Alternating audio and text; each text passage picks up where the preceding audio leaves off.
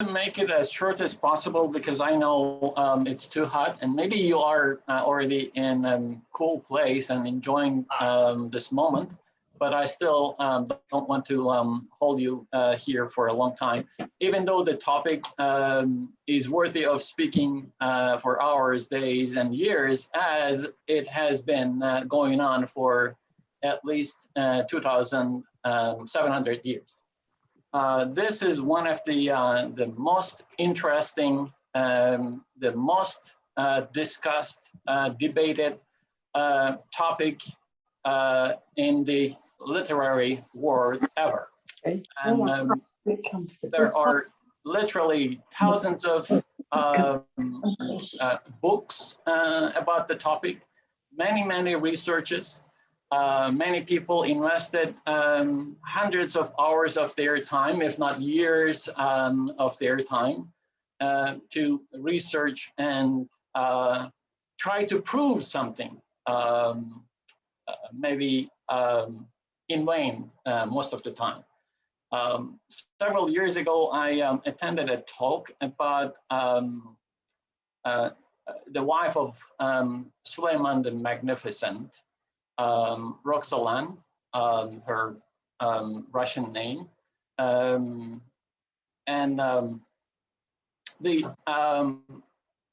the professor who gave the talk kept saying that there's no information about this person, and there's no information about this person, and kept saying she was very astute, she was smart, she did this, she did that, but there's no information. Well, what are we talking about then if there is no information? And she was promoting a book that she had been writing, and the book was published last year or the year before. I didn't bother to buy it to read it because she kept saying that there's no information. So then what you're writing is going to be just assumptions, hearsay, and you'll be simply beating around the bush and you're not really going through the bush. So this is another topic that people have very little information about. You have an epic story or two epic stories, and they are extremely rich in the way they are presented. The details are enormous. The dialogues are very lively and very intelligent, and they are so precisely put in order that you can even see interventions when you read it in Greek, and if you are proficient in ancient Greek, and if you know the nuances between different regions, you can detect those interventions, and you can simply say, hey, somebody changed the verses here, and it is quite likely that happened in the past. So anyways, this is an enormous topic, and of course our focus is coins and how Homer and his two epic stories appeared on coins. I usually use the Google Ngram viewer to check, how these words appeared in books in the last 500 years. So this is from 1500 to 2019.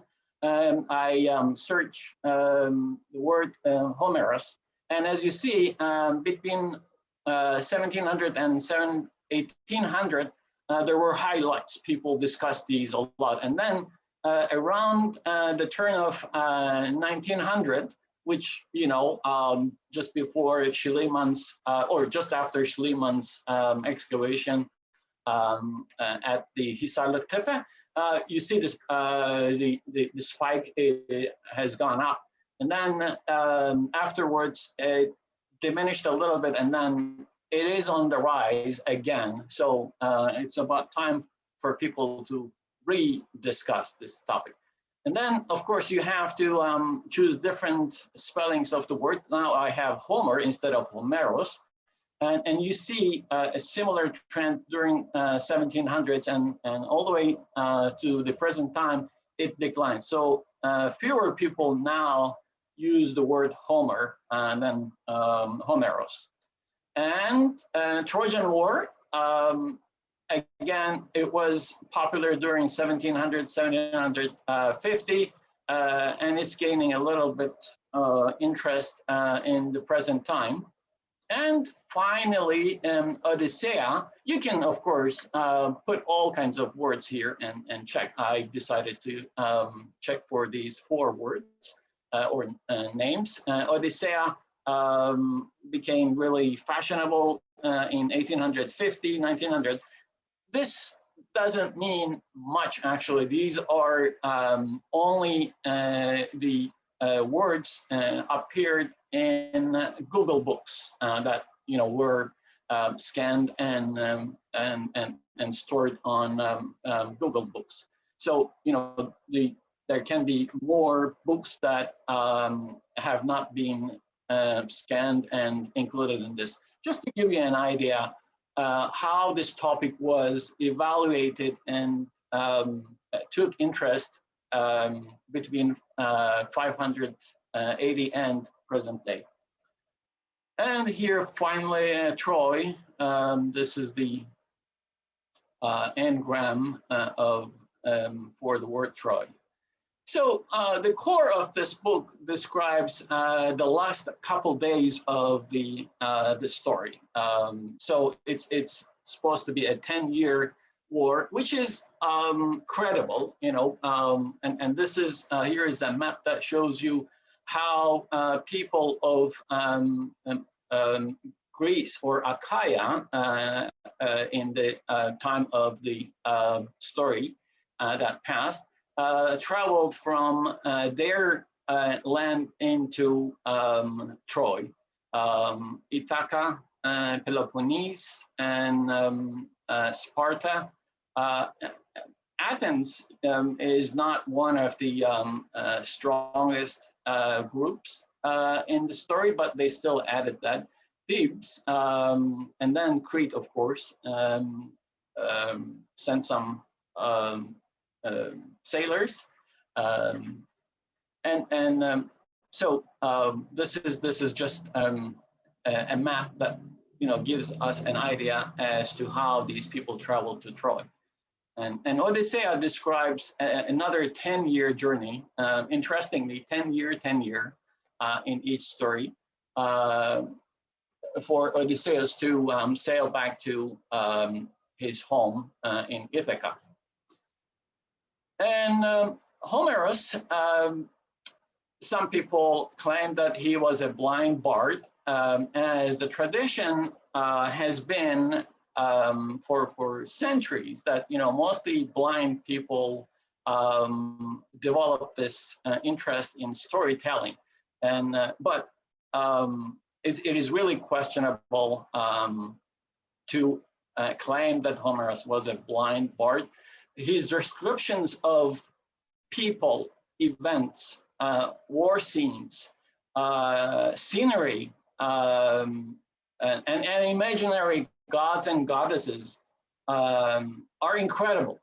A blind person could hardly make those assertions. So we might want to put aside the idea that this guy was a blind bard. Many people believe he lived in the 8th century BC, and he can be from Colophon, Smyrna, Chios, Ios, or Chima, and from many other places, as they claim on their coins, as we will see soon. And many philosophers, historians, lyricists, as early as the 7th century BC, speak about this writer. Herodotus, one of the most famous, says Homerus and Hesiodus established the lineage of the Greek deities, determined their looks and duties. So this is really interesting, and it's open to discussion and debate in many different facets. However, we will talk about it in a minute. Traditionally, later Greeks used to refer to Homer like a holy book. Many people thought it was a religious book, like a Bible. When they needed information about religion, politics, military, seafaring, medicine, they referred to a Homer. And Plato, who was educated actually in the same tradition, came up first to say, hey, wait a minute, what are they doing? This is not right. And we cannot take these books as religious books, and we cannot use the role of gods in our modern time the way their role was depicted in these epic stories. So it's really interesting to see how ancient people pursued, thought of Homer during their time. Now I have this, reviewing this idea, and I read Troia and Odysseia many years ago, maybe 40 years ago, when I was young, in my late teens. My teachers used to talk about reading certain books to be an illuminated person, to be a well-read person. You have to read 50 books, and on top of the list, as the last books that you're supposed to read, were Troy and Odysseia. So I was very eager to read all those books, and I was judiciously put those books in the end to read. And so I enjoyed them a lot at that time. And then before preparing this presentation, I read them again rather quickly, not very fast. And I developed certain ideas, and I would like to share them with you, and it's open to discussion. Does Homer really try to establish the foundation of the Greek religion, or try to show the wickedness of the religion and corruption of its deities of his time? This is my question. This is my idea. Maybe there are other scholars out there who feel the same way. I don't know. But in my view, theater, like epic poetry, comes with an agenda. It's not just to entertain. Now we have a lot of Netflix movies designed to entertain. They don't have an agenda, and if there is an agenda, it is just sheer entertainment. But theater didn't develop in that sense in the past. Yes, entertainment was there, but there was always a certain gist and certain moral that we have to take away after watching or during the show. So I believe when you read the epic story, you will see how wicked these gods and goddesses are, and they don't discriminate between Westerners or Easterners, and most people simply take sides when they read these epic poems. And depending on your geographical location, you support the Trojans. And maybe if you are from Greece, you support the Achaeans. And some people take it so seriously that they simply make some really unacceptable remarks about them.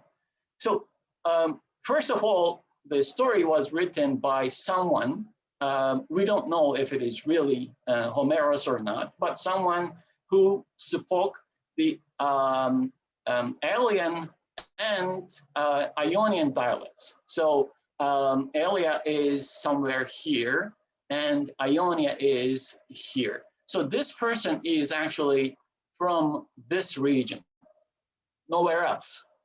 And that's why the main manuscript that many people refer to when they translate it was written in those two dialects.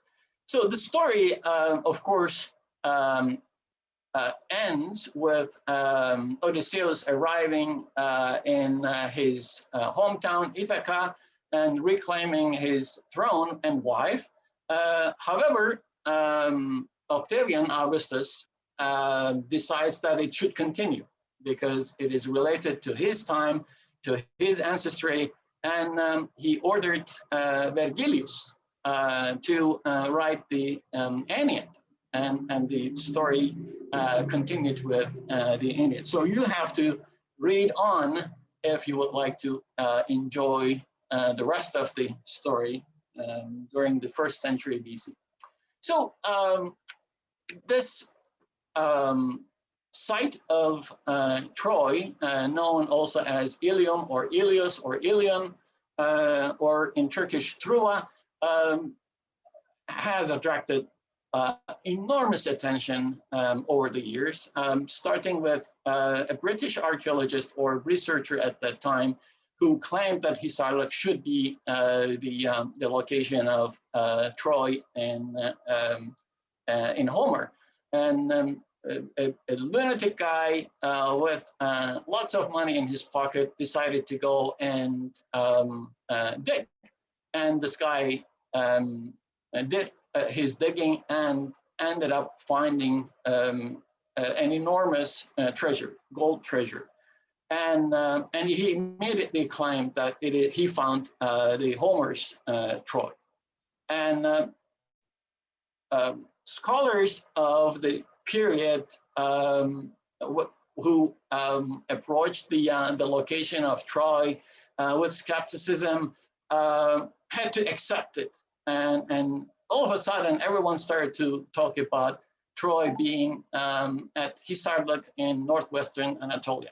And then, of course, skeptics came out and they started to examine the treasure, and then they immediately discovered that it is actually not the Troy of Homerus, but the artifacts actually belong to at least 1,000 years earlier than the time period if ever Trojan War happened.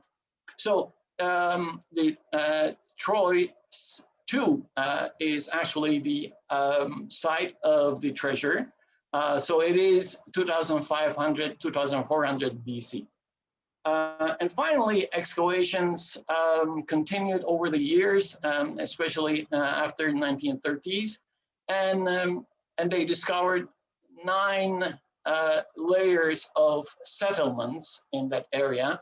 Some of them smaller, some of them larger, and it looks that they continue getting larger and larger. And finally, they wanted to see that Troy 6 should be the location of Homer's Troy, because there was destruction, but the destruction was not as a result of war. It was an earthquake, most likely.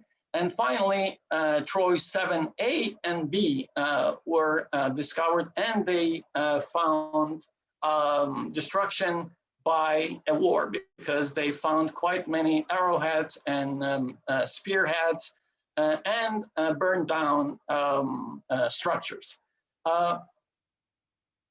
Do those finds confirm that Troy 7 is the Troy of Homerus's Troy? No, it's absolutely not. And again, I couldn't find any information as to how many arrowheads they found, how many spearheads they found, how many other artifacts they found. The number of artifacts that they found is actually very small, not so big to suggest that there was a 10-year war in this place.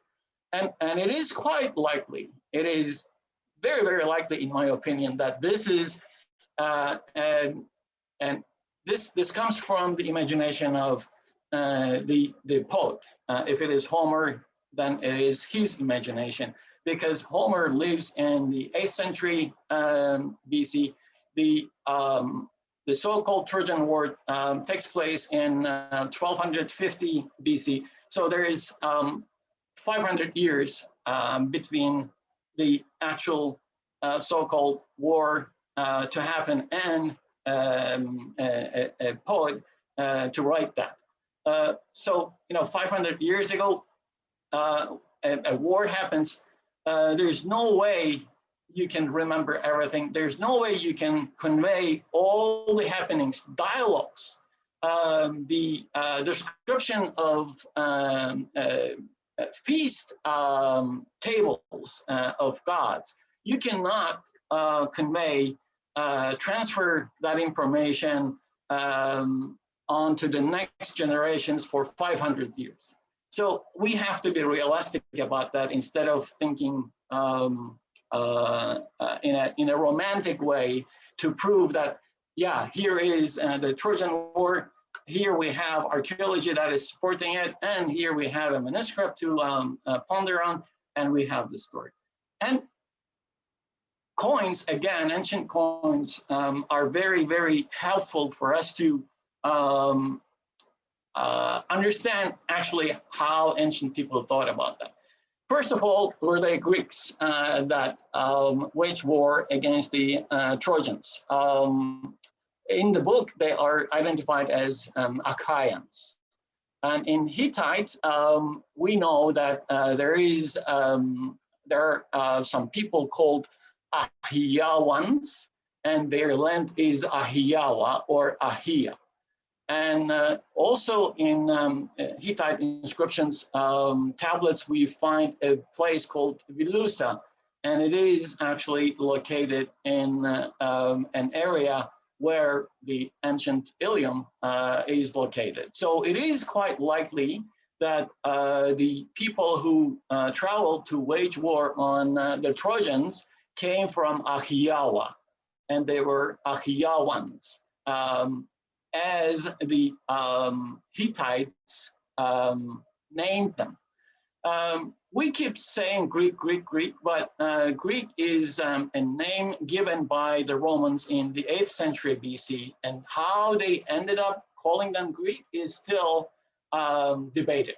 And as you know, southern part of Italy and Sicily was once called Magna Graecia. And most likely, the way they spoke sounded in a similar way to Graki, to the Romans, and they called them Graki. And then, hence, we have the word Greeks. And if you look at the Persians in the 6th and 5th century BC, late 6th century, early 5th century BC, they called them Ioannas. From Ionia. And interestingly, I don't know if there are any other country that calls Greece Yunan. They are called Yunanistan in Turkish, land of the Yunans. So Ionians. For many Turks, they were Ionians actually, and because they were the first Greeks or Greek-speaking people that they came into contact in western part of Anatolia. So there is a lot to discuss. There's a lot to ponder on. And then they found an inscription, Hittite inscription, and there was a name called Alexandu, and they wanted to equate that to Alexander, another name for Paris, but I think this is a futile attempt. And also, nobody talks about the finds related to Trojan War found in Mycenae, Sparta, or Ithaca. Excavations have continued in those locations for centuries, 2 centuries at least, and they find nothing. And then yet, everything that every little bit of item that they find in the site of Hisarlıtepe in Ilium, people try to jump into conclusions, trying to connect what they found to the Trojan War. We know their motivation. It is obvious. People want to gain fame. people want to make money. There are documentary producers out there. There are movie producers out there. And this is a very well-known, but so ambiguous story that you can make up anything and it will sell. This is how they feel, and this is how they approach the topic.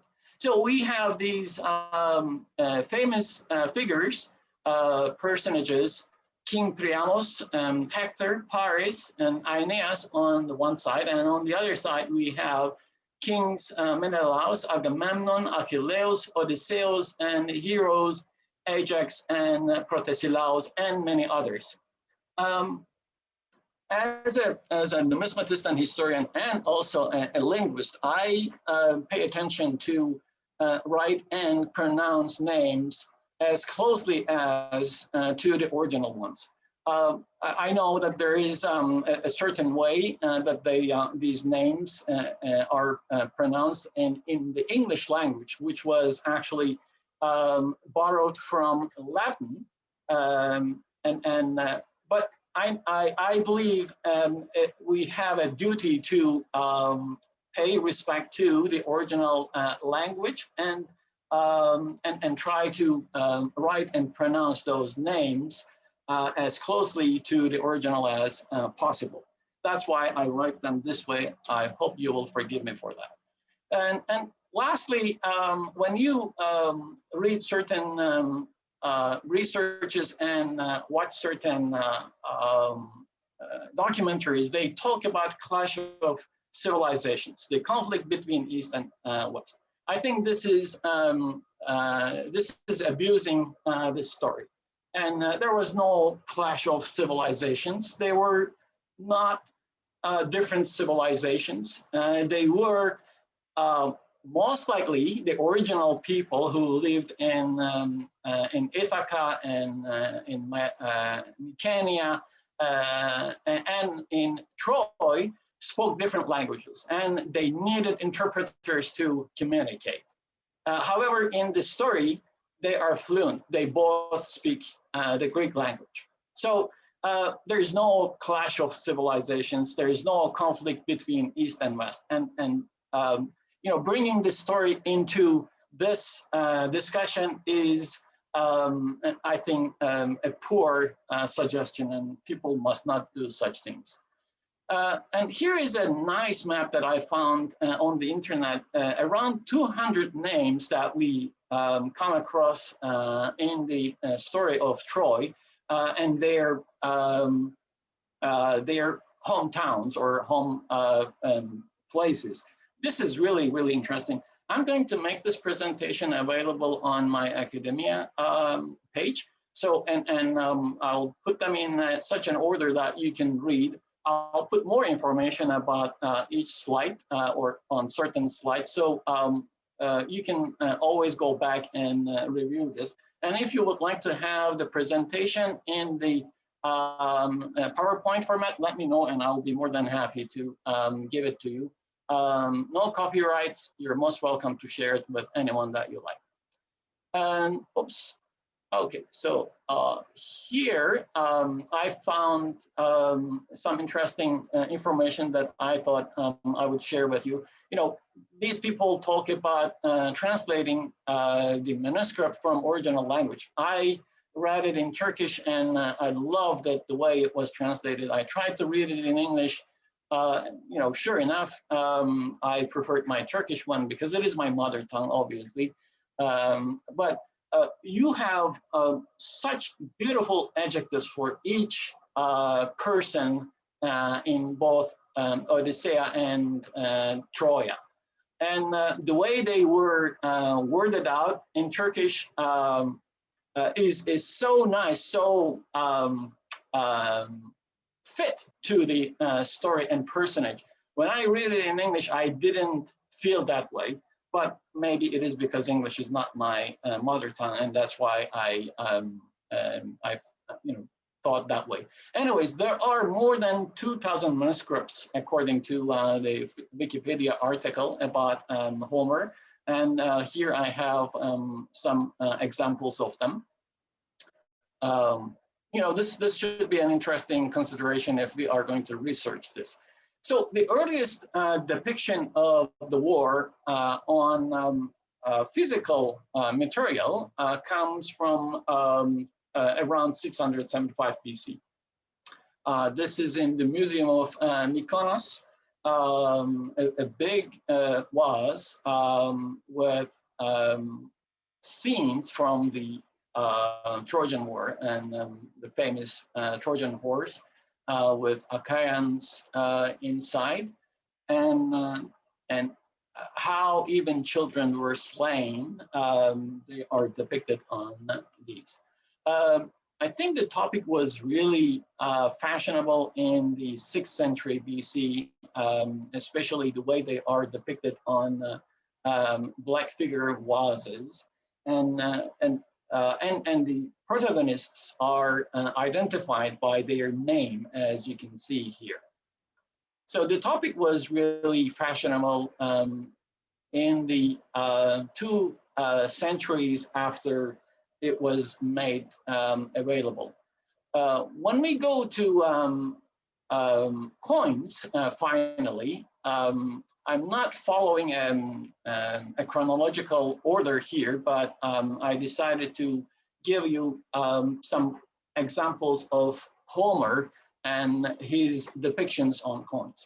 So as early as the end of the 3rd century BC, 220, 190, a Smyrna coin, an autonomous coin of Smyrna, shows Homer on the obverse, and on the reverse, Zeus-like sitting figure holding a scepter and a roll in his hand. And it is obviously Homer, but not Zeus. Zeus would not hold a roll in his hand. He didn't rule by the book. He ruled by his wish and wicked sense of humor. And in the following centuries, the 1st century BC and the 2nd century BC and 1st century BC, we see similar depictions. The only change is that in this case, Homer is depicted leaning on a staff, and one hand in a thinking, or he's just maybe pointing at his mouth. Maybe he's trying to say that he's speaking. In my view, he's not thinking by putting his hand on his chin. It's not, but he is simply saying, I'm talking. So it is a live depiction of the poet talking or reading his book. And this is from 125, 115 BC. And this one is from the 1st century BC. As you see on the obverses, we have Apollo. Apollo is the protector or patron of the arts, poetry. So it's only fitting that Apollo is on the obverse of a 3-century long issue of coinage. Many cities on each side of the Aegean Sea claimed Homer. So of course, when you are a famous poet, singer, everybody wants to claim you. And this continues in modern Turkey, and I'm sure you would have the examples of that in Greece if you went to Greece. I was not able to confirm that with any of my Greek friends, but this is a tradition that continues to live on. These poets, famous poets, are claimed by many cities because we don't know where they are from actually. However, Strabo gives us some confirmation about Homer being from Smyrna. So he says there is a library, and in the library there is a Homeroom. So there's a place for Homer with a quadrangular portico, and there is a wooden statue of Homer, he says. And then he talks about a bronze coin of this city, and he says it is called a Homerion. And here they are. Again, beginning from the early 2nd century BC all the way to the Roman period, you see Homer depicted on the reverses of Smyrna coins. Again, the same way he is depicted on silver coinage, hand going to the mouth, and maybe on this one it is under the chin, but I don't know if that was intentional or the coin die engraver made a mistake. But if you review these series of coins, you will see most of them simply point at his mouth. So in my view, it simply says that, I'm talking. And finally, from the Roman period, we have this coin that clearly shows the poet is seated and holding his manuscript, and it's open, as you see. It's not, rolls are on two sides, so it must have been a huge roll, and you unroll it as you read it, and on two sides you still see the roll. So it's really interesting the way they depicted the scene that this person has been reading. And to clear off any doubt, they put the name of the poet here. So it says Homeros, and on the reverse it is the coin of the people of Smyrna, Smyrnaion. And on all the others, you see the name of the city, as well as sometimes magistrates that presided over the minting of the coin. So as you see, Smyrna has a very strong claim on this poet. This is from the Roman period, a coin of Nero with his wife, Poppaea. On the reverse, the poet is seated in such a way that there's no way you can deny that this is Homeros. So it's obvious there's no legend identifying the poet, but it is obvious that it is Homeros. Even the name of the city is abbreviated. Smir is on here. Now I'm going to show you some photos of certain art form performed by certain people in Turkey from early times to present times. So this is one of the earliest depictions of what we call in Turkish meddah. Actually, it's an Arabic word. It's an encomiast. I don't know if that word means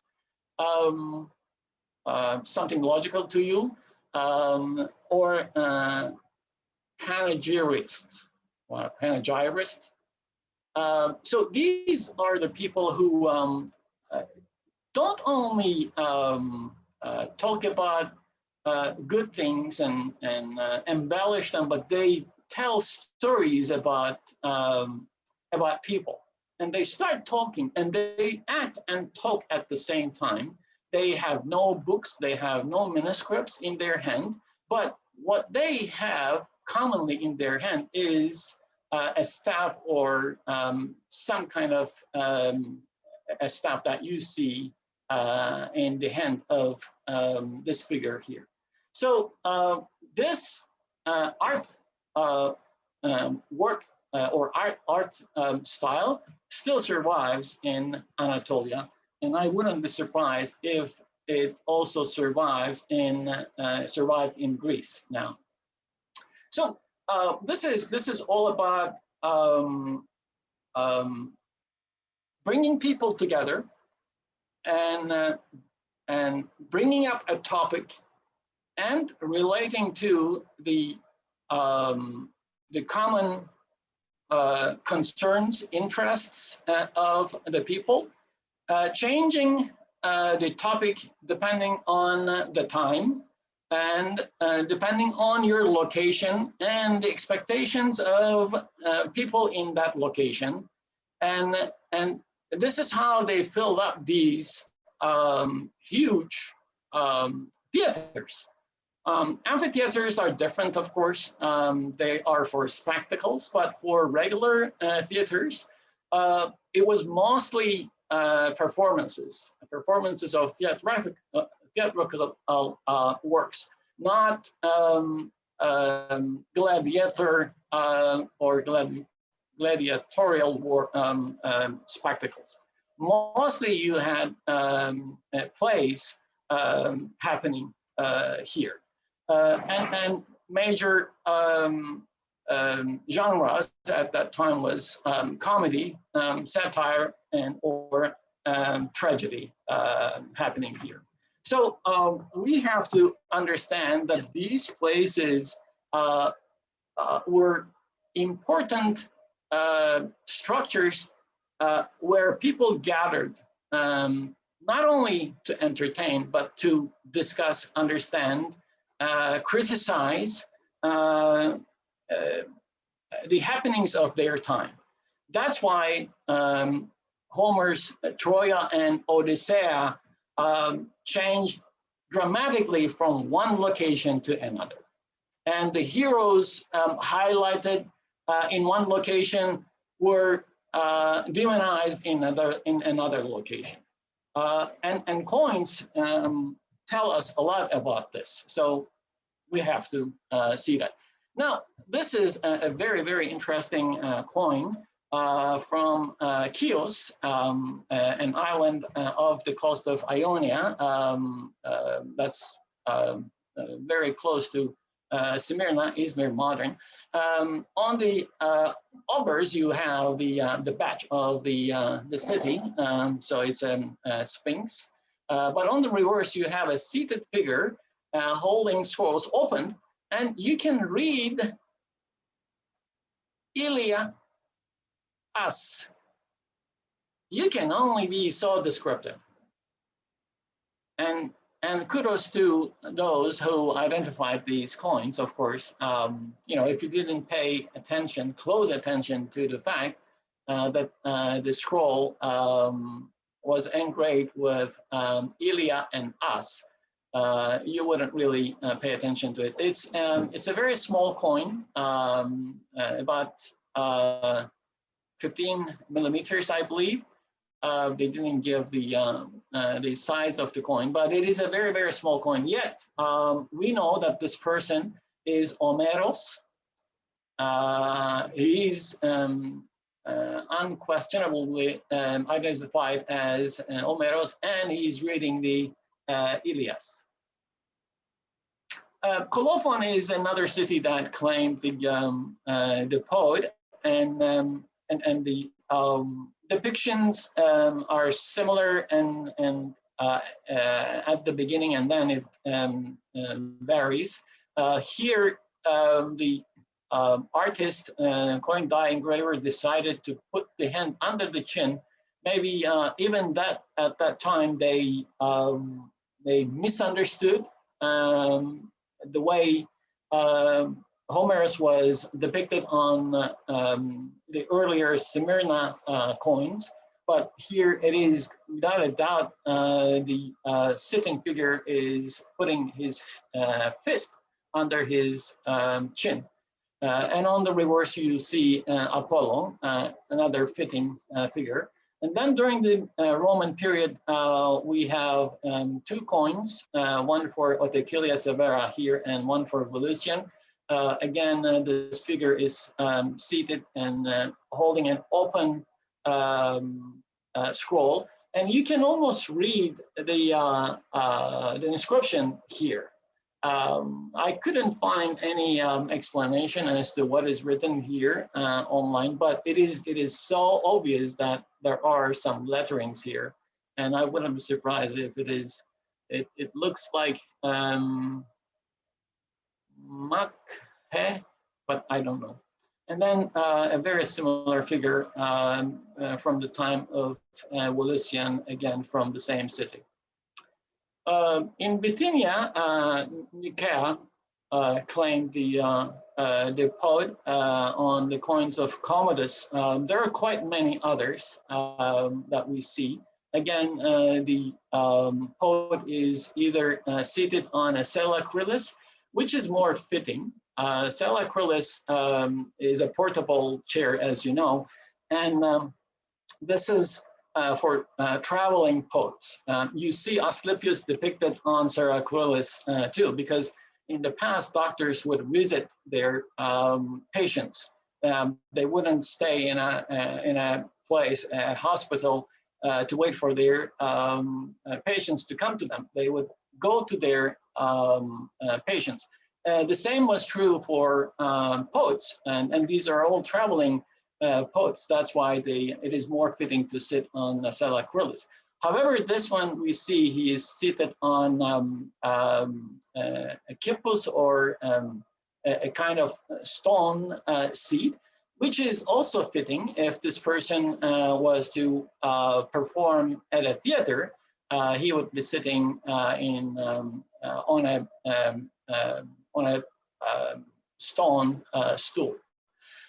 Again, the role is somewhat open here. So in one hand, he's holding the two parts of the roll and reading. In this one, it is only one roll. And another coin for Commodus. This time we see the head of Homerus and clearly identified as Homerus. And it's not only Homerus here. It says Homeros Nikaeion. So there is a pun here.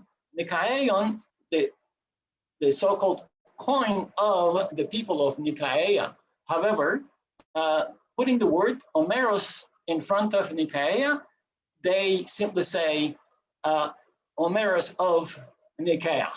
This is really a good play with the words to claim the poet. In Aeolus, we have Kima, or Kume, some people would like to pronounce it, and which is more fitting in Greek, Kume.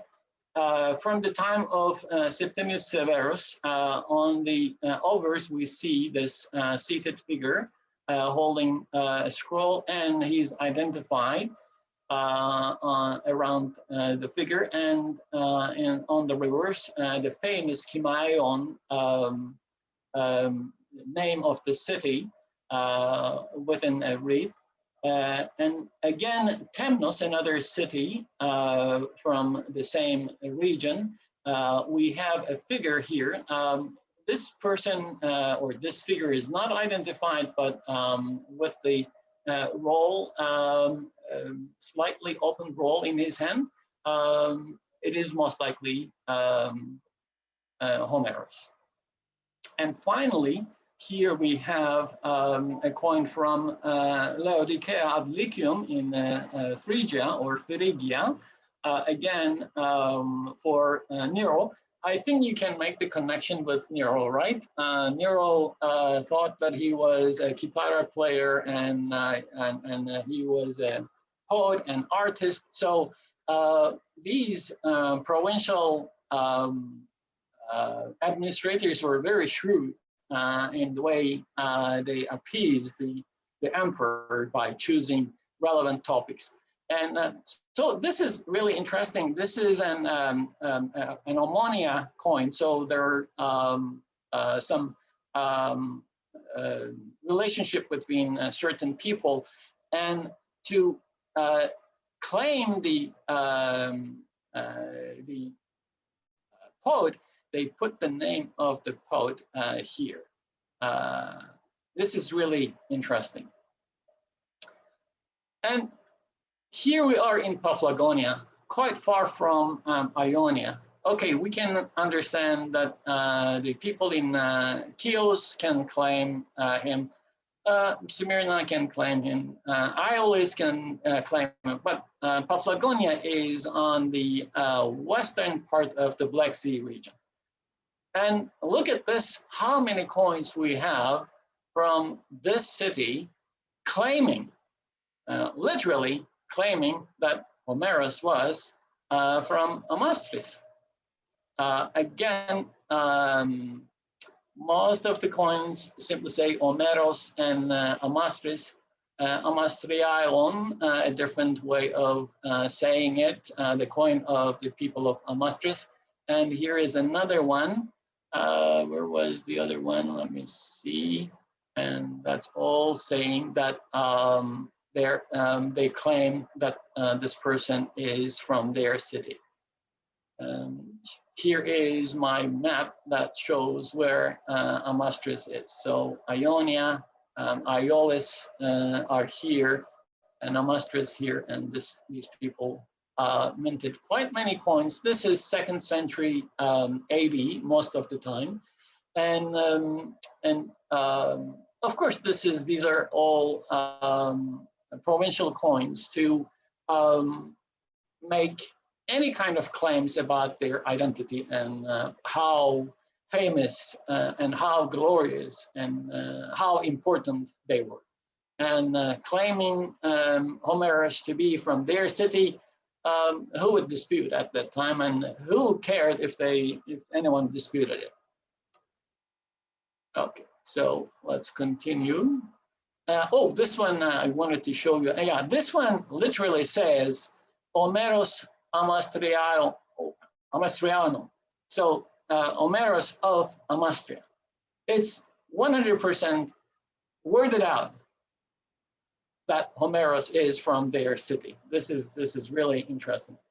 Then I came across this coin online, and they say it is unpublished, but the way it looks and the way it is defined is really interesting. It is fitting. Homer is seated in the middle, looking left, and you have here, they say Ares, and it also looks like Athena to me, but they wanted to call it Ares. And then on the right-hand side, you have Artemis holding a torch, and maybe a roll in the other hand.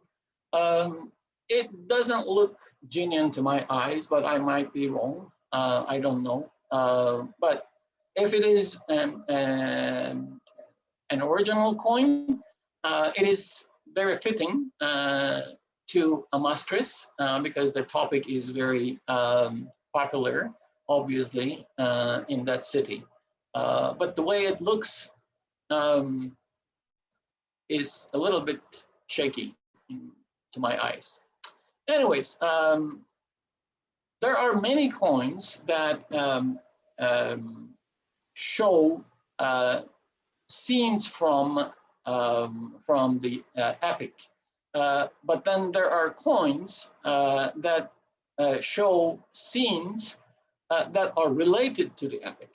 So in this story, we don't really read the beauty contest, but it is such a famous topic that I wanted to bring up to your attention. So this is a coin minted for Maximinus in Tarsus in Cilicia.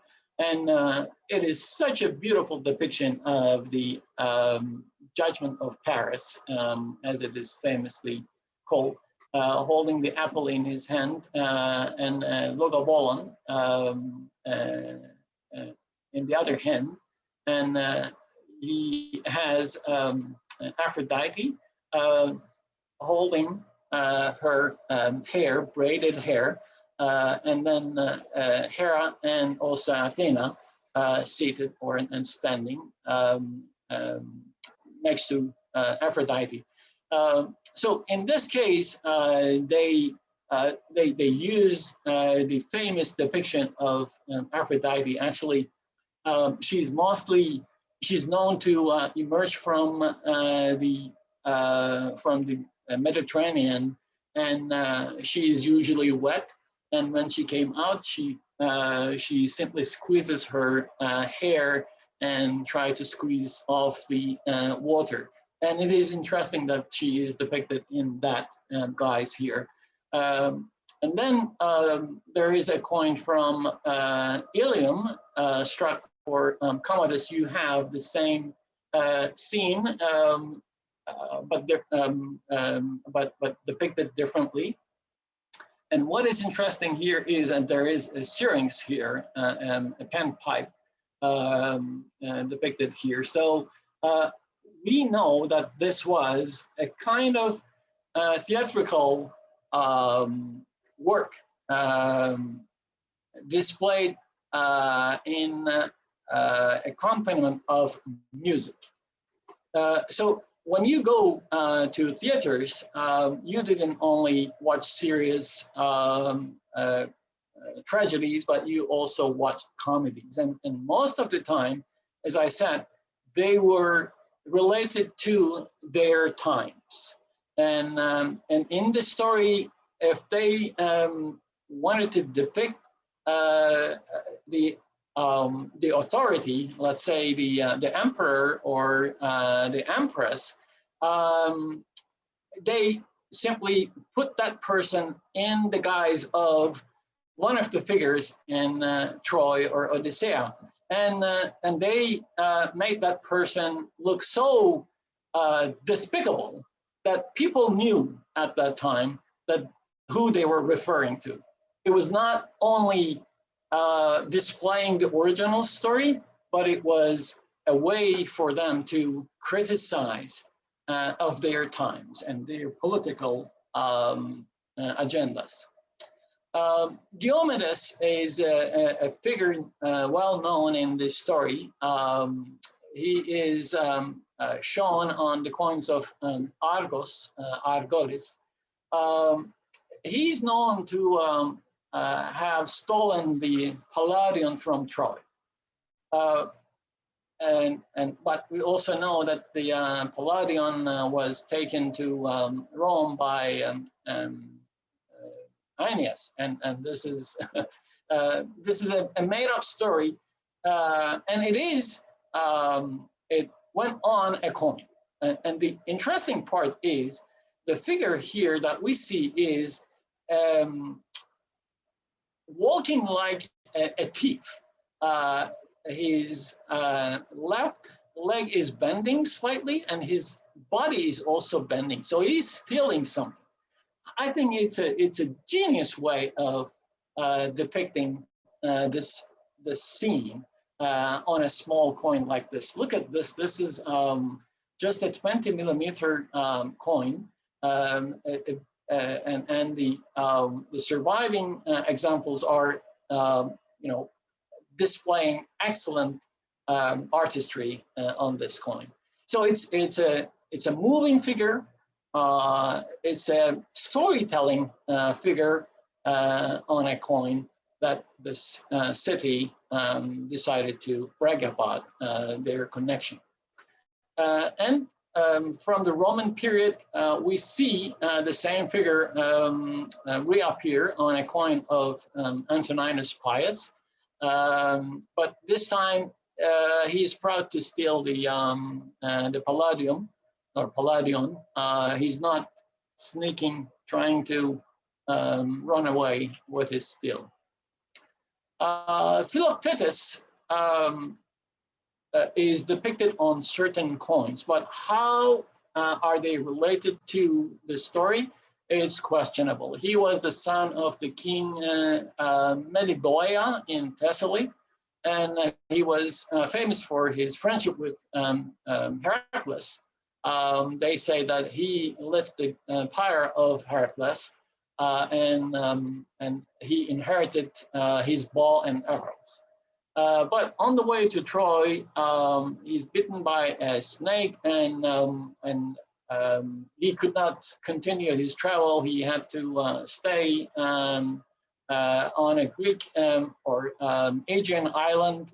And during the war, they heard a prophecy saying that without using the bow and arrows of Philoctetes, you will never be able to win this war. So Odysseus took some men and went to this island to pick up the weapons, and went back and continued fighting. But Lamia and Homolion in Thessaly decided to use his depictions on coins, but they are not really related to the story that we were talking about. Maybe this coiling serpent is relevant, but the other figures are related to the mythology that is irrelevant to Troy. Protesilaus is one of the most loved figures, albeit very short role in the story, yet he showed a great valor, a very heroic act that is appreciated over the centuries. And on a coin of Sicyone in Macedon, he is depicted with his helmeted head, but not only his helmeted head is here, we have his name engraved around the cup of the helmet. Here you can read Protesilaon. It's incredible how this city decided to promote this hero on its coins. And again, a smaller coin from the same city, and a different depiction of Protesilaus from Thebai in Thessaly, jumping from the ship. And you can see he is about to touch the waves on the shore of Troia. So the story is the story was that the first person who will jump off the ship and land on the Trojan country is going to be the first one to die. So the soldiers on the ships knew about that, and Odysseus, as he's described, smart as or intelligent as Zeus, threw his shield on the ground, on the shore, and jumped on it on the shield. But somebody had to jump on the land and taking the risk despite against the prophecy to show his commitment to the clouds. And Protesilaus jumps, and sure enough, as the prophecy suggested, he was killed by Hector. That's why he's so famous. And two different regions, Sicyone in Macedon and Thebai in Thessaly, decided to claim this hero. We have this depiction of Ajax suiciding from Prusa ad Olympium in Bithynia. Again, this is modern Bursa, and not too far from the site of Troy, maybe 100 kilometers to the east. Yet, why they chose to have this topic on their coins, it's really an enigma, at least to me. I don't know why they decided to do that. But the story is that after Achilles was killed, Ajax, being the most heroic warrior of the Achaeans, should inherit his weapons but he was not granted that, and he feels outraged and he decides to kill himself. And as you see on Black Attic we have this scene showing him falling on his sword and committing suicide. And sure enough, this is related to the story. We also have Ajax the Lesser depicted on coins. He's from Locris area in Greece, more precisely, East Locris. So he, according to the story, he led 40 ships during the Trojan War. After Troy's fall, he was alleged by Odysseus to have violated the sanctuary of Athena by ravishing Cassandra. That depiction is also very famous, that you find on Pompeian wall paintings.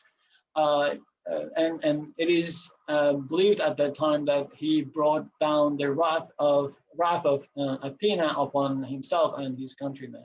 But yet, the people of Locri or Pinti decided to honor him on their coins.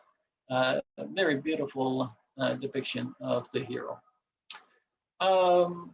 This story is very well known. After Patroclus, a good friend of Achilles, was killed by Hector, and his weapons and armor were seized by him. His mother runs to Zeus and asks Zeus to talk to Hephaestus to make new weapons for him, and also armor for him. And this is a good depiction of that scene. You see Hephaestus working, forging a helmet, and Athena is presiding over the work. And this is from Marcianopolis in Moesia Inferior in the Balkans. So it's quite a distance from the real story, but people found it relevant for some reason. And you have this from Lydia, from the city called Theateria, and the same topic. And you can find the same topic used in quite a few other cities. So this topic was very, very famous. And here is another example, a different one from Ankyra in Galatia in central Anatolia. In this one, you see Hephaestus working, and also there is the kicklock here. How they connected a kicklock to the story is beyond me. But at that time, they somehow found some kind of a relationship between the two stories. That's why I say that these two epic poems were displayed in many different places, but not in the original format most of the time. There might have been the times that they, displayed it in the original format, but I believe they most of the time used these stories to relate to their times and show their criticism to the ruling classes. Now, Achilles is the greatest hero together with Hector. Yet, his representations on coins is not proportionate to his fame in this story. Very small coins, and mostly from Thessaly. And yes, he is clearly identified as Achilles. So there's no doubt that this depiction belongs to Achilles, as you see here. And these are all from the 2nd century AD, mostly 2nd century AD, and if not the 3rd century AD. And on all of them, you see that he is identified as Achilles. And on this one, we also see the monogram, AX monogram, that stands for Achilles. Very interesting. On the obverse is the wreathed hat of Achilles. They would like to identify it, and I have no problem with that. So these are all from Thessaly. Yet we have another coin from the Troas area. There is, or there are, two cities. One is called Achilleon, obviously named after either this hero or someone famous for them, or there is another place that they call Achaion. So, and then when you Google these names, you find some Turkish websites, travel websites, showing signs directing you to the tomb of Achilles. When you go there, of course, you don't find any tombs or anything, but somehow local people decided to take advantage of the story, and they simply direct people into an area, and they claim that the tomb of Achilles was there. Anyways, but the story, the coin and the monogram on the reverse clearly is reminiscent to the Puma coin. So it should be referring to Achilles, and also the helmet facing left is also relevant. So it's really interesting how the cities decided to use these depictions to claim a hero. But as you see, these are all very small coins, nothing really serious, no silver coins for Achilles. That's why I say his depiction on coins is disproportionate to his fame in this story. And then we have some other coins that coin sellers try to relate to Achilles, but without any base, I would say. Here a coin from Samos, another island off the coast of Ionia. You have a helmeted figure. Something happened when they minted the coin, so it's not really clear, but he looks like a naked soldier. We don't know what he has in his hand. Not a sword, not a spear, obviously, just a shield.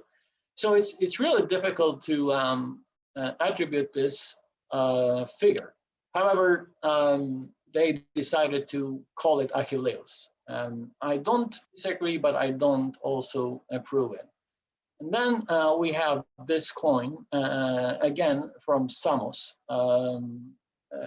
showing a figure fighting or stabbing or killing another figure. And they want to believe that it is Achilles stabbing the queen of the Amazons. Again, it's very open to debate, and I don't think they are related to the story. But if you read the descriptions or auction descriptions, people love to make the connection. Hector, on the other hand, appears on many coins, mostly on the coins of Ilium, of course, and during the Roman period.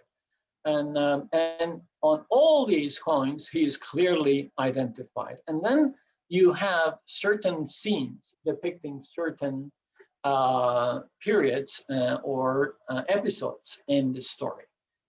So in this case, he's approaching the Achaean ships, and he's going to put them aflame soon. And he's fighting the Achaeans to reach the ships to burn them. And this coin clearly shows that. And on another one, he accomplished his work, and now he's showing his respect to the patron deity of the city, and he's most likely libating in front of the Palladium. And another scene from the war, the wounding of Teucer or Tokler, And this is really interesting on this coin. This is a very, very rare coin. On this coin, the figures are identified. So Hector, Teucros, and Aias are here. And this is really interesting. Hector is holding a rock in his hand and grab the opponent here is about to strike. And then the other figure is actually running to the right, yet turning and about to throw a spear. It's a very, very strong depiction of the scene. So Teucer or Teucer was the half brother of the Achaean hero Ajax the Greater, also a nephew of King Priam of Troy and a cousin of Hector. So intertwined personality. So as you see, you don't have the West and the East. These figures are all related to one another. The whole idea of the story is showing people that there is good and bad in all of us. And here are some examples of them. So siding with the Greeks and hiding behind the giant shield of his half-brother, Teucer used his skills as an archer to defend the Achaeans against the Trojans, it says. And great by Teucer's success during one of these fights, Hector picked up a huge rock and flung it at Teucer, injuring him so badly that he was forced to withdraw for some time while he recuperated from the concussion. And this scene is depicted on these coins. By the way, Caracalla is set to visit the site on his way to the Parthian War. And it is also said that Alexander the Great also visited the site and sacrificed some animals to show his respect. So, you know, it wouldn't be too surprising, I guess, for them to do that. And then we see more depictions of Hector in action on a quadriga, brandishing, and here on not a galloping quadriga anymore, but holding a Nike in his hand and a wreath in the other hand, obviously showing him victorious in his wars. This is one of the most striking and touching scenes that you can see on a coin. You have obviously Hector here and a female figure and holding a baby and presenting a baby. I think it is discernible. I'm sure you will agree with me that, you know, this is a very, very dramatic moment. Andromache with little Astyanax, their baby, presenting it to her husband, asking him not to go out of the citadel. And this is the last moment. The family is saying farewell.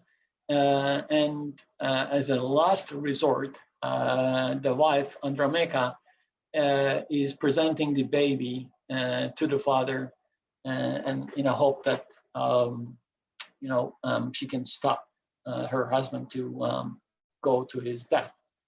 Very, very nicely depicted scene. Hector continues to appear on the coins of Ilium in different ways, small, large, and even on a coin from the same region of Rhenion, with his head facing. Really nice depictions of the hero on these small coins. Now, these coins are very well known from Pyrrhos in the Epeiros kingdom in Greece. They are identified, or the figures on the reverse, the figure on the reverse is identified as the mother of Achilles, Thetis. It's a figure seated on an hippocampus, a sea horse, holding a shield, and it is it is identified as Thetis, and nobody really questions that. But you don't have Achilles on silver coins, yet you have his mother. Well, you can argue that his mother was the daughter of Zeus, and that's why she was thought of godly. That's why she was used on coins. But it is, in my view, it's a little bit, again, questionable that this figure is Thetis, but it is, and nonetheless identified as such. And then you have a similar figure from Kyzikos, and this time this female figure is holding a wreath and a shield, but riding a dolphin.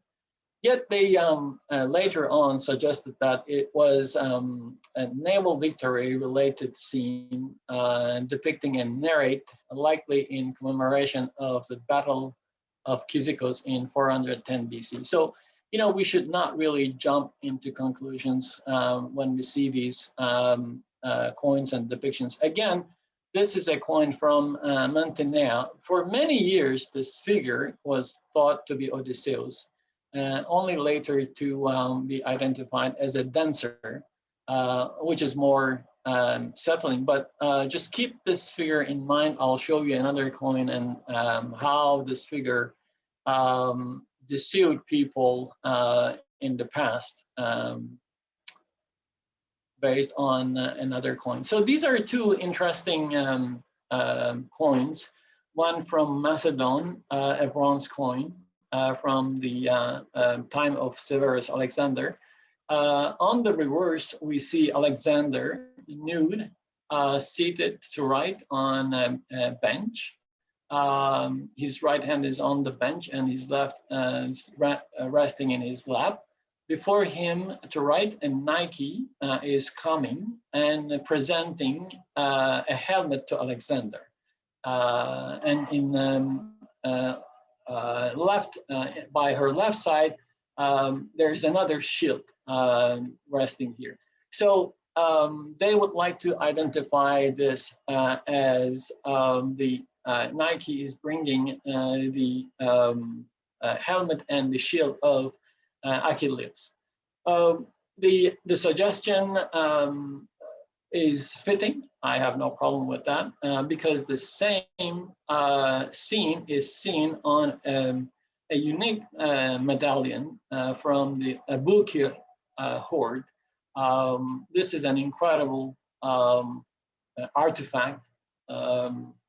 It was not meant to be a coin, obviously. It was a kind of medallion struck for most likely Caracalla. Mostly Caracalla is on the obverses. That's why it should be Caracalla. But the legend says Basileus Alexandru, so King Alexander. And on the reverse, we have a very similar depiction of the figures, Alexander and Nike presenting a helmet and a shield. Very, very interesting coins and artifacts. So here we have another coin from Bithynia, Chalcedon. And this is very difficult to identify. And on the reverse of this one, you see the abbreviation of the city name, Chalx, actually. So numismatists would like to suggest that the bearded head on the obverse is representing the mythological seer Calchas as a punning allusion to the name of the city. It is quite likely because these cities wanted to have some glorious connection to historical figures. And the name of the city is Chalcedon, and Calchas, very similar. So here is a bearded guy who's a seer, a very important, powerful person in history, and they might have simply claimed Calchas. And coinage of Ilion starts early, actually, in the 2nd century BC. Once the Romans defeat Antiochus III after the Apamea War, Apamea peace in 189, many cities were given their freedom. They were set free. Point blank, and they started to mint their own coins, autonomous coins, and this is one of those, an incredibly beautiful obverse and likewise a very beautiful rivers. The figure that we see on the rivers is identified as Athena, and it is the legend also testifies that, but it is a very, very different representation of Athena, yet still this is related to the topic. Priamos appears on a coin of Ilium, again on a coin of Crispina, wife of Commodus, on the reverse. How do we know this is Priamos? Because he is identified, Ilion, Priamos, on the coin. And another coin here related to the story, again, bragging Ilium about its connection to this story. The legend is interesting here. Dia Idion Ilies. The deity of Mount Ida. So they claim that the Zeus is also from their city. This is really, really interesting. The Mount Ida is for certain scholars simply is a mountain in central Greece, and for others and for many Anatolian cities, there are at least 5, 6, 7 Mount Idas in Anatolia. So everybody claims not only the god, but the mount either, the mountain as well. So this is another interesting point. So remember I said, remember that depiction of the figure, the Odysseus or Ulysses in the Roman culture is depicted on this Republican coin. The monier is Mamilius and Limetanus.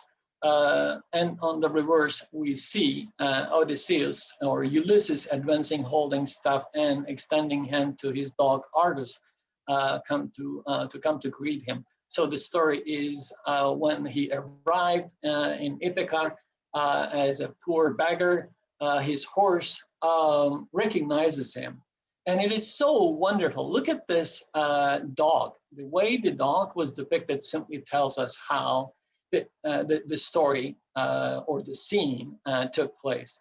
And the similar figure, someone resting on staff on the prow of a ship, is also identified as Ulysses standing on the prow of the ship.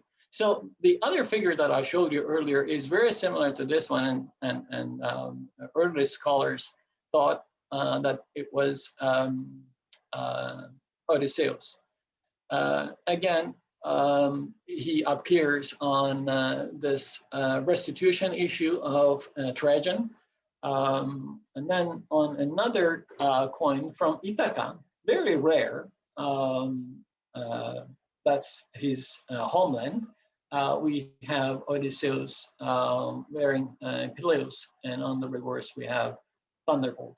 Really rare, and you would think that Ithaca would simply embrace Odysseus and strike more coins, but not. The mythological figures that we see in Odysseia, Scylla here, very lively scene of the creature, and Tarsus or Gordian, and at least 2 other emperors in Tarsus. Other mythological figures that we see on other coins might not have anything to do with the story itself. These are from 500, 450 BC coins. These are all wind sirens, except for this Roman coin from the time of Augustus. They obviously, these mythological figures were known, and they were used for certain reasons, either to scare off forgers or just to represent the city. But we know that Kyzikos struck so many coins with so many different topics.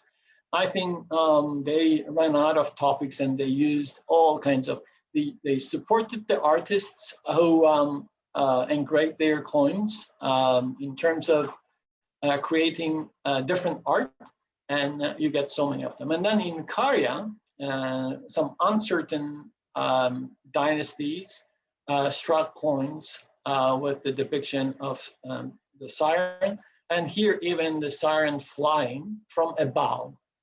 I mean, look at the imagination of this artist. They had no limits. The story continues with Virgil's Aeneid, and the coins of Ilium clearly depict that. Of course, we know this scene from other Roman coins. And in Troas, Antandrus also used the same depiction. So the story is very well represented on coins. Another related story, Aeneid related story, here we have Tyche and Aeneas standing and presenting statue of Athena Ilias to Roma. So very beautifully depicted scene, and the figures are one by one identified. Another interesting coin, this is, I think, another unpublished coin, not exactly related to the topic, but it's very rare that Athena is depicted with her attribute, an awl in her hands. She's holding an awl in her hand. Very, very cute coin. We have Contorniates bearing scenes from the Odysseia. Unfortunately, they're not very well preserved, but when you look at them carefully, you see that Scylla is grabbing the sailors from the Odysseus's ship and killing them. And these are really interesting ones. And then this one is extremely interesting. I think it was Owen who asked if Helen was depicted or David. Yes, Helen is depicted here. Helen standing right. This figure is Helen, clasping hands with Paris, Alexander, wearing a Phrygian cap. Helen also touches his cheek with her left hand. So Alfildi did a great job explaining the scene here. A very, very beautiful scene. And I have no problem with the description. And then we have Paduan copies. A mule copy reverses from a coin of Mithridates VI, and on the obverse we have Omeros. So really interesting copy. And another cast bronze medal set to be by Alessandro Chissati, 1500s, showing Homer or Elias Priamos. The figure is identified, or Basileus Priamos, King Priamos, and the ancient city of Troy on the reverse. A fantasy piece. And in modern times, some European countries, German most likely, and Greece, and you wouldn't believe it, but China minted related coins. And then, of course, the epic stories were carried on the movie scenes or movie screens. These are some of those. Quite a few of them are available on YouTube and in different channels. The wooden horse from the movie Troy is left on loan to the city of Çanakkale, in not too far from the site of Troy. And then, of course, this one was built during early 1970s to attract tourists. So we have two wooden horses now in that area, one on the site of the ruins and one in the city nearby. The locals still do certain they held festivals here. It is called Mount Ida Beauty Contest. So you have a shepherd here representing Paris and giving an apple to the three lady contestants. And I would recommend that you try to watch this one if you're interested in opera music, La Belle Hélène by Jacques Offenbach. It's beautiful music, beautiful comedy. And so the tradition continues. And then there is a Turkish opera that's a serious opera. The Destruction of Troy. It's in Turkish. Not the complete presentation is available, but some scenes of it are available on YouTube. But no one else, to my knowledge, carried this into opera scene other than Jacques Offenbach. But I would definitely recommend that you watch this. This is one of my favorites. I love it. Further reading, if you would like to know how the site of Hisarlıktepe, the Troy, was found, Kurt Marik or Kurt Seram wrote this book, and this is one of my favorites. This book is a gem. You can find a lot of interesting stories here. And this book is available online. Here is the link. You can just go and download it. It's an interesting read if you're interested in this. There are many documentaries. This one is by Brian Rose, who has excavated the Roman early 1st century and Roman period site in the site of Ilium. So he is the excavator of the Roman period mostly. The Bronze Age site is excavated by some German teams for many years. But this one is really interesting to watch. Even though I disagree with many of his assumptions, it's interesting. The interactive map of the ancient city of Troy, this website is really incredible to show us how the city was built on top of one another by the superimposed maps. Here is another one about the same topic. And you can also watch Michael Wood, his series and 6 parts in search of the Trojan War. So I call him Schliemann reincarnated. He wants to prove what Schliemann thought was true in Wayne. One scene is really interesting. He's interviewing a professor from Oxford or Cambridge, and he says, well, I know that you call them Achaeans, but aren't they actually Greeks? He says, well, Homer doesn't say they are Greeks, and Greek is a word that came to have known several centuries afterwards. So they're Achaeans. Well, wouldn't you call them Greeks? He says, no. Homer doesn't say they are Greeks. Oh, he goes on and on. Anyways, it's an interesting pastime if you have the time. And then there is this website. It says the Trojan War, ancient numismatic mythology.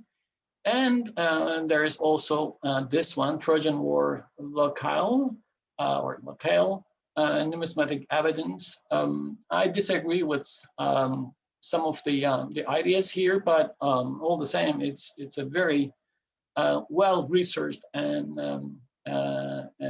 displayed study, worth spending some time to look at. Yep, that's it, I guess. Yeah. Okay, great. Thank you very much. And I can answer your questions if you have any. I think there are some comments. Okay, some comments here. Sorry about my late appearance. Guest arrived. Okay, Peter Mook, thank you, no problem. And the Iolus schema coins reverse looks strikingly like the large sense of the Dominion of Canada circled with leaves in the outer border. I didn't know that. That's interesting information. And Sir Am's book was influential in my teenage years. Yes, yeah, the same way his books. He has several books. There is one about the Hittite site, Karatepe. Some of my friends from Vancouver will remember my presentation on Karatepe. So he also wrote the story of the discovery of that Hittite site, where they discovered a bilingual inscription that helped decipher the Hittite language. So that was very interesting. Okay, I'm ready to take your questions if you have any.